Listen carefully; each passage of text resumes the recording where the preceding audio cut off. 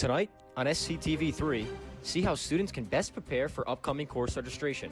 Plus, an interview with the director of the Career Center, Scott Dranka, on the office's evolving role for students. All that and more tonight on SCTV3.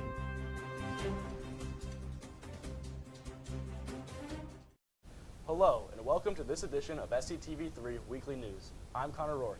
And I'm Dante Iafredi. Thank you for joining us. Our top story tonight centers around course registration here at Springfield College.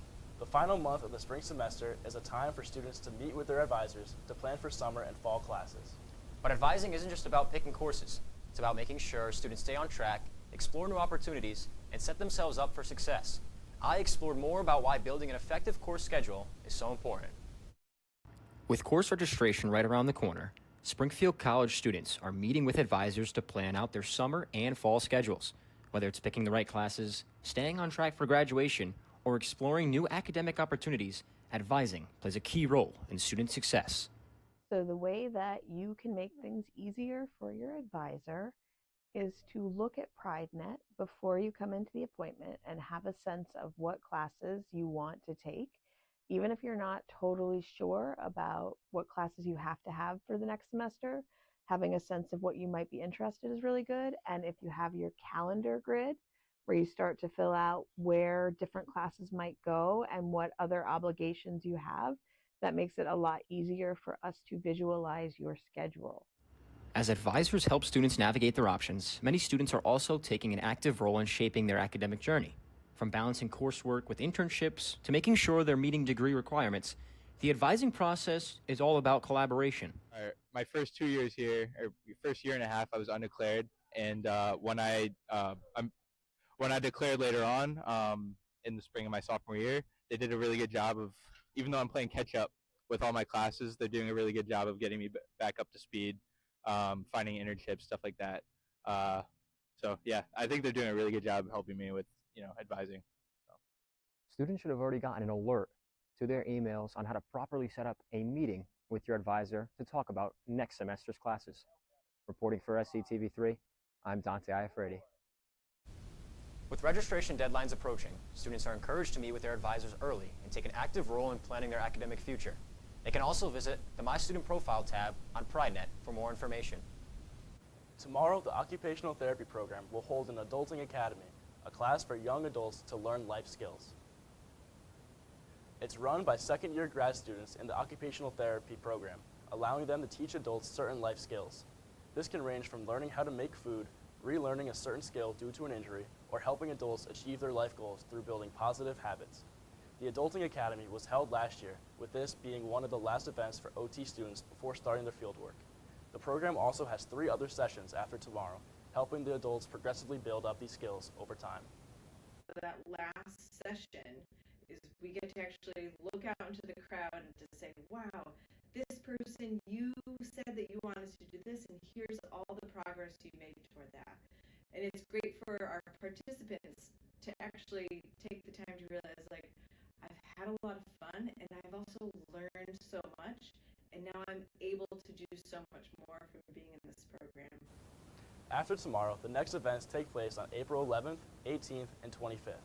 The total cost for all 4 sessions is $75, with each session running from noon to 4, with lunch provided. An event titled Don't Push My Buttons took place in the Learning Commons yesterday, led by the college's Ombuds officer, Amy Saraday. Saraday described certain triggers and how to handle those moments when your buttons get pushed. She covered various scenarios, from the classroom to the workplace. Saraday focused on how to manage these situations rationally instead of reaching impulsively. The event also included a demonstration where Saraday even tried to push a few of the students' buttons to see how they would respond.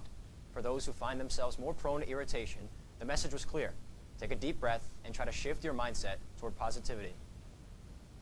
Saraday is available by appointment for virtually anything bothering a student, and the Ombuds office can be found on the first floor of Blake Hall. With applications for next year's student government leadership positions now closed, candidates are set to kick off their campaigns. Springfield College students submitted applications for a variety of positions prior to spring break, the most prominent role up for grabs being the president of the Student Government Association. However, students are also running for officer positions in each class and the role general counsel representatives. Applicants filled out a Google form where they specified what positions they were running for and their reasons for applying. Going forward, students will soon start campaigning, with Election Day set for next Thursday, April 3rd, between 8 in the morning and 8 at night. Current SGA President Carter Cacciardo highlighted the main responsibilities of those who hold roles. Just making sure that you're doing everything you can and that you're willing to do everything you can for the student body and the people you serve. Students should look for emails from the Student Activities Office for more updates ahead of Election Day. A disability awareness panel was held in the Union yesterday in an effort to bring attention to students and faculty with neurodivergent disabilities on campus. The panel was held in the Dodge Room. The panelists featured two assistant professors of occupational therapy, Elizabeth Ann Alicia Torres and Amanda Rodriguez. Graduate student in the OT program, Chris Edwards, was also present on the panel. The talk focused on supporting those with disabilities and creating a welcoming and inclusive environment on campus. A Q&A session followed with faculty members learning how to take their classroom more welcoming and neurodivergent students. Edwards offers some advice for how students with disabilities can thrive in a college setting. Be curious about yourself. Be curious about who you are as a person, and don't be afraid to show that to other people. I know that it's very hard sometimes to do that, but it is very important for us to build those self-awareness skills. Students with a disability should visit accessiblelearning.com/Springfield to see what accommodations they may qualify for. Are we heading towards some spring break showers next week? Morgan Barboza is in Studio B with the local and national weather update. Thanks, Connor. Taking a look at the upcoming week, we can expect to see a little sun tomorrow, but after that you may want to grab an umbrella because it looks like rain for the rest of the week. Temperatures will stay in the mid to low 50s until a peak of 61 on Wednesday, before going back down into the 50s for the rest of the week. Now let's move on to some national weather headlines. Wind gusts are adding fuel to the Long Week wildfire in Pickens County, South Carolina. Countless crew members are working to try and contain the fire.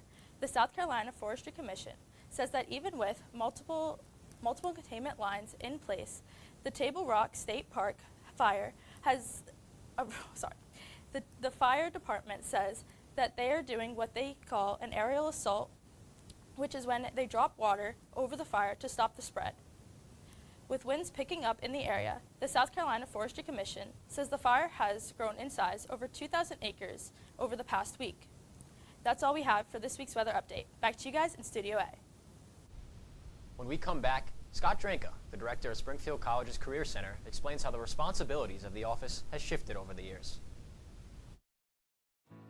You know you don't have to wear your PT gear anymore, right? It's comfortable. So how's civilian life treating you? It's fine. When I got out, I didn't want to admit that there was anything wrong because I felt like a failure. And then I realized, there's nothing to be ashamed of. So I started talking to someone. Maybe you are fine, but if you're not, it's okay. Thank you. If you or a veteran you know needs support, don't wait. Reach out. Find resources at va.gov/reach.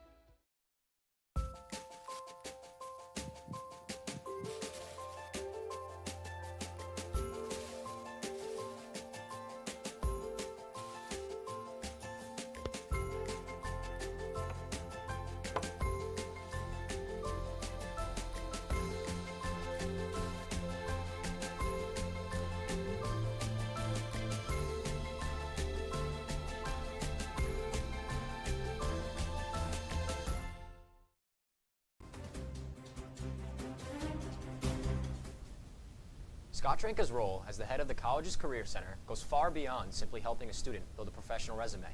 SCTV3's Patrick Fergus visited Dranka to see the extent of the center's role and how it has changed since he first arrived on Alden Street. In his nearly 25 years at the Career Center, the director of the office, Scott Dranka, has been keeping up with the ever-changing landscape of helping students find jobs and internships. Students have realized that there's so many online websites like LinkedIn, Indeed, Simply Hired for job searching, that they're sometimes reliant on only looking for the live job. So when we first started, there was not a lot of internet-based things. LinkedIn hadn't even come out. Facebook hadn't even come out. For Drenka, the Career Center is not just here to serve students on campus, but also those who have moved on to exciting opportunities in their own careers. We, in any given year, will see about 200 or so alumni appointments a year. And that could range from an early alum after their first or second year after graduation. But that can range back alums 5, 10, 20, 30 years out. More so like, I've done a successful career, I want to make a change, but I don't know exactly what I want to do or where can I go with these credentials. The center's main focus remains providing the necessary development of important skills like building a resume, ability to interview, and productive ways of finding the career that's right to each individual student. That means we work through an educational and a counseling model to be able to have people feel self-confident and to be able to sustain handling a career search and be able to find that they're able to do that constructively on their own. And we always welcome, we're always glad to see students of any class here. But no matter how much messaging we get out there, there will be times where we're seeing a senior for the first time in March of their senior year or a second year graduating graduate student around that same time. He believes that starting to learn the basics of what employers are looking for early on can lead to a better understanding of how to stand out in the job market. The big thing that we want them to do is to come in and work with the Career Center early on, because once they get some of the foundational things done, we can go into deeper dive conversations with them. How do you look in the secondary network? How do you contact companies? How do you find jobs that may not be available? How do you inquire? How do you might even be able to build your own potential job with a company? The networking piece. Reporting for SCTV3, I'm Patrick Fergus. The Career Center holds networking events on campus all year, with a job fair for OT and PT students taking place this coming Monday, March 31st. Now we shift over to some of the major national headlines from this past week. Lawmakers and national security experts want answers after reports that top Trump administration officials discussed highly sensitive military operations over a message app. Many members on the Hill are now calling for an investigation into why classified information was so easily leaked. SCTV3's Caitlin Kubiak has more. The National Security Council acknowledges that the message thread reported by The Atlantic appears to be authentic. Democratic lawmakers on Capitol Hill are calling for an investigation, saying this is an egregious failure of operational security and common sense. This is one more example of the kind of sloppy, careless, incompetent behavior, particularly towards classified information. As lawmakers grill top national security officials at an annual hearing on threats facing the U.S., many are questioning why high-level Trump administration officials were reportedly discussing plans to attack Houthi targets in Yemen over the encrypted but not yet government-approved messaging app Signal. Obviously not a good thing. Again, it'll be up to the president, seeing how he wants to handle it. I'm sure it's a mistake that's been corrected right now. Could have had airplanes shot down. I mean, right now we might be talking about possibility of POWs in Yemen. The Atlantic editor-in-chief, Jeffrey Goldberg, said he was accidentally invited to the group chat by National Security Advisor Mike Waltz. I inadvertently discovered a massive security breach in the way the national security establishment conducts its business. Goldberg says the messages included precise information about weapons packages, targets, and timing of the March 15th attack shortly before it took place. The White House press secretary said this morning no war plans were discussed and no classified material was sent to the thread. H.R. McMaster served as National Security Advisor under the first Trump administration. What happened here is they traded off security for convenience. You just can't do that.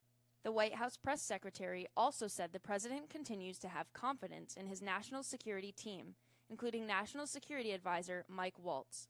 Reporting for SCTV3, I'm Caitlin Kubiak. The National Security Council also says the White House is looking into how journalist Jeffrey Goldberg's number was inadvertently added to this messaging thread. President Trump took the first steps to fulfilling a campaign promise of dismantling the Department of Education. The president signed an executive order to begin the process, but he can't eliminate the department without congressional approval. SCTV3's Lanaya Delgado has more. In a few moments, I will sign an executive order to begin eliminating the Federal Department of Education. On March 21st, President Donald Trump signed an executive order calling for the dismantling of the Department of Education. In the past 45 years, the department has been largely responsible for overseeing, enforcing discrimination laws, and distributing aid money for schools with low-income students and students with disabilities.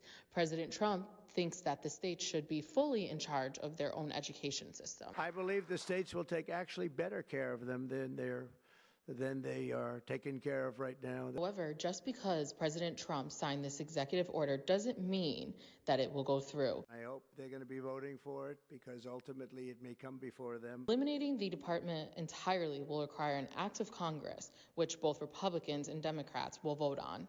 With SCTV3, my name is Lanaya Delgado. The administration also said that crucial programs like Pell Grants, funding for children from low-income families, and special education services would move to other federal agencies. Yesterday marked the one-year anniversary of the tragic collapse of the Francis Scott Key Bridge in Baltimore. In the years since, the federal regulators responsible for the safety of the nation's bridges have ramped up their inspection efforts. I have more with how these inspections aim to keep similar disasters from happening again.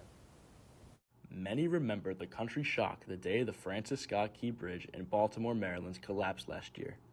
A stray cargo ship collided with one of the bridge's piers and immediately dismantled a section of the bridge, killing 6 maintenance crew workers, causing economic disruptions across the country.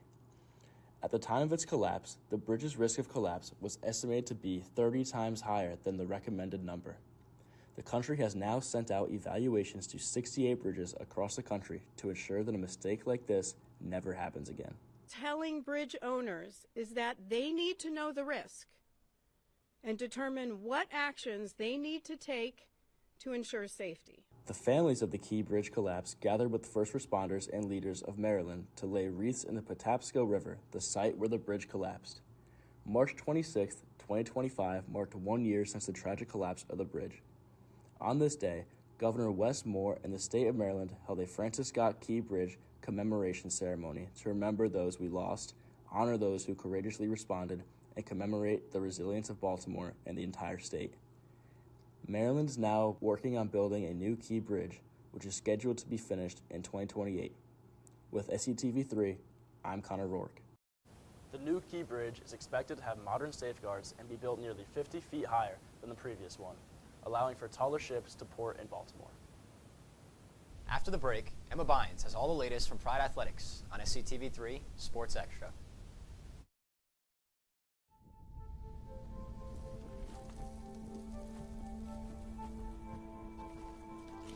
Eva Marie smoked 12,000 packs of cigarettes over 15 years. She quit, and now there's a new lung cancer screening that could save her life. You stopped smoking. Now start screening. No matter how much you smoked, early detection could save you. Talk to your doctor or learn more at savedbythescan.org. Hey, boss. Okay. I said I'm fine.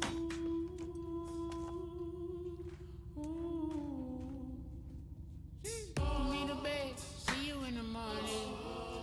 With the frosted Superman, but it wasn't on it. And we lost it. You can talk to me. It's been really, really hard for me.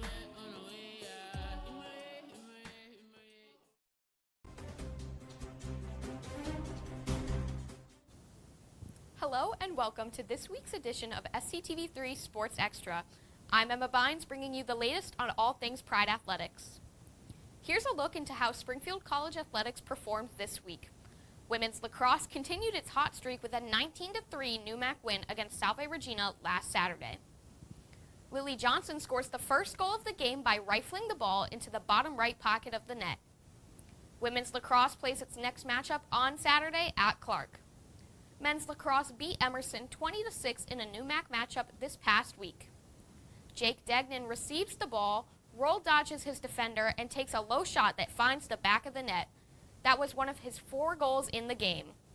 The Pride play in a NUMAC matchup at MIT on Saturday. Springfield baseball went 2-2 this week, including a doubleheader split with Westfield State on Sunday. Pride second baseman Nate Garofalo slams a home run here to extend the Pride's lead in the second leg of Sunday's doubleheader. a game they ultimately won 6-5. Springfield will be at home on Saturday for another doubleheader, this one against Wheaton, with first pitch of Game 1 set for noon. During spring break, the teams had the opportunity to spend a week in Florida competing against other schools while soaking up the sun.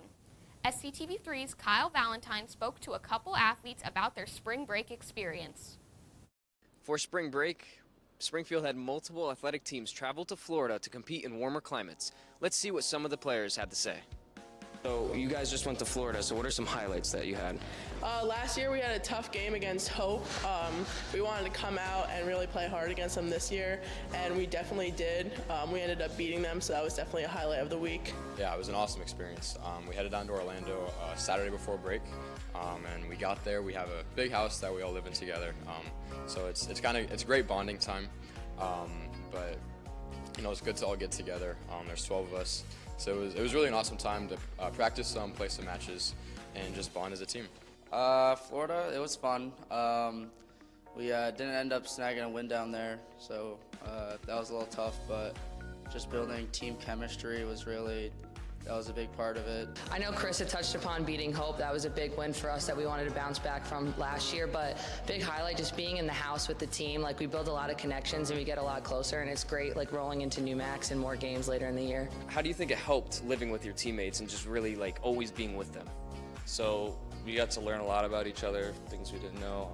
We got to see how each other lives, we got to how each other eat, and influence one another. Spending every single day together, it's really awesome. You get to know each other more, especially the first years who, you know, they're new to the team. We get to spend a lot more time around them, learn a lot about each other, grow bigger connections, so it's awesome. I mean, we cook together, we play beach volleyball, we go to the pool, we go on walks. I saw that you actually just had 100 career hits, is that right? Tell me a little bit about that. It was awesome. Definitely couldn't have done it without my teammates. We work hard every day, so just that in and out grinding helped me get there. And you missed all of last season with an injury. Can you tell me about how the first career start was down in Florida? Yeah, so the first career start, there were nerves going, but I was kind of just, locked in, not really thinking too much about it. I was proud of myself for being able to step on the mound again after missing all last year with a torn UCL. So that was a big stepping stone for me. A lot of team bonding and memories made during spring break, and we wish our athletic teams the best of luck in the rest of their seasons. Reporting for SCTV3, I'm Kyle Valentine. Each team looks to keep up its spring break momentum heading into the second half of the season. Now to take a look at the upcoming athletic schedule. Baseball takes on Wheaton in a doubleheader on Saturday. The Pride looks for its first win against the Lions in 3 years. Women's tennis has its first home match of the spring season against number 24 Wellesley later in the week. Softball hosts Western New England. The team has only lost twice ever to the Golden Bears. Track and field kicks off its outdoor season by traveling to UMass Dartmouth for the Corsair Classic. Men's tennis takes on its first NUMAC opponent of the year, Salve Regina. On Sunday, wrapping up our schedule preview, is men's lacrosse, taking a trip across town to battle Western New England. To see each team's full schedule, go to SpringfieldCollegePride.com. That'll do it for this week on Sports Extra. Stick around to see how well students really know Dr. James Naismith. I don't think that many kids in my son's school even do it. He makes fun of his friend who vapes. He would never try it. She's into soccer. She's on the honor roll. She's just not the type. No way. No way. No way. No way, my kid would never vape. Get your head out of the cloud. Today, nearly 8,000 kids will start vaping. Maybe even yours. Learn about the dangers at talkaboutvaping.org. My opponent is completely disregarding almost half of my arguments which I responded to. Communities must step up Laws and alone protest cannot against this stop a normalizing. bully. Well, I completely disagree. Point of inquiry, do you guys even realize that the #1 killer of children and teens are gun injuries? You're probably starting to realize now, this is not a debate. There is no adult in this earth that wants children to die. I worry for my kids.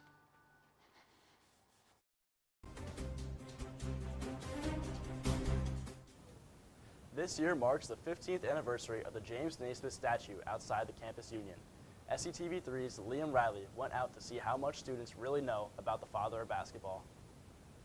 I'm sitting here with a James Naismith statue outside the Campus Union, who's celebrating his 15th anniversary this year. Everyone sees Naismith in the center of campus every day, but how much do they really know about him? Let's go find out. So what year was basketball invented? 1891, 1927, or 1960? 1891. We'll go 1891. 1891. 1891. 1891. That is correct. Where was basketball invented? There. Springfield. I go right here, Springfield College. Springfield. Yep, first place. When Naismith invented basketball, what did he use as a hoop? A couple of square boxes or a peach basket? Peach basket. A peach basket. Peach basket. Peach basket. That is correct. When Naismith invented basketball, was he a student, teacher, or both? Both. Both? Both. He was actually a graduate student. Correct. That is correct. So James, what was it like inventing basketball? Talk about a slam dunk. Reporting for SCTV3, I'm Liam Riley. That's all we have tonight for Weekly News. Thank you for tuning in. If you want to check out previous stories and shows, visit our YouTube channel, SCTV3, and tune in next week for more news and sports coverage. Same time. Same place.